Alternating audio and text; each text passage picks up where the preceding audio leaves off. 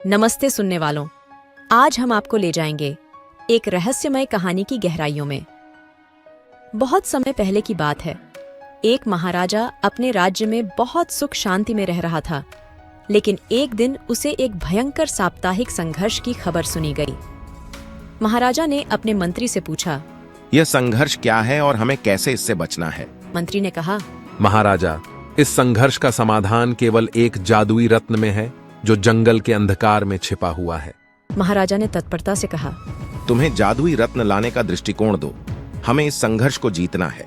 मंत्री ने यह सुनकर नम्रता से कहा, महाराजा, इस जादुई रत्न को प्राप्त करने के लिए आपको एक चुनौतीपूर्ण यात्रा पर निकलना होगा।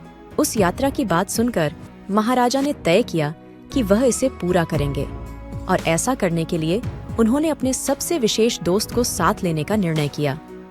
उनका दोस्त था एक जादूगर नामक व्यक्ति जिसका नाम विशाल था। विशाल को महाराजा के साथ रहकर अपनी जादुई शक्तियों का उपयोग करके जादुई रत्न को प्राप्त करने की यात्रा की तैयारी करनी थी।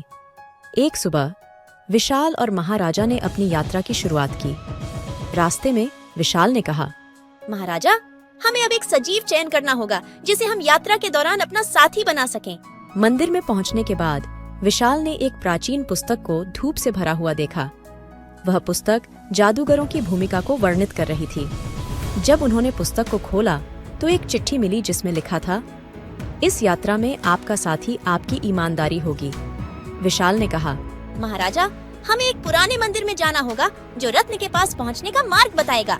इसके बाद उन्होंने यही किया और एक बड़े होशियार और बातूनी कुचल्लत तोते को चयन किया जिसका नाम था बूबलू।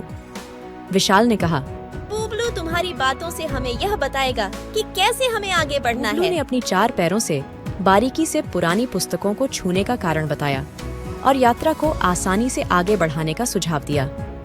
यात्रा के दौरान महाराजा, विशाल और बूबलू ने अनगिनत संघर्षों का सामना किया, लेकिन उनकी ट्रियो ने कभी हार नहीं मानी। एक दिन जंगल में उन्होंने वही जादुई रत्न प्राप्त किया जिसका वादा किया गया था। यह रत्न उन्हें न केवल उनकी राजधानी में शांति और सुख लाने की शक्ति देने के लिए था, बल्कि इसने उन्हें एक नए दृष्टिकोण से जीवन को देखने की क्षमता दी। महाराजा ने विशाल और बूबलू को धन्यवाद दिया और उन्हें अपने सबसे विशेष साथी के रूप में गौरवित किया। इसके साथ ही उन्होंने सीखा कि जीवन की सच्ची खोज में साथी होना हमेशा ही जरूरी है।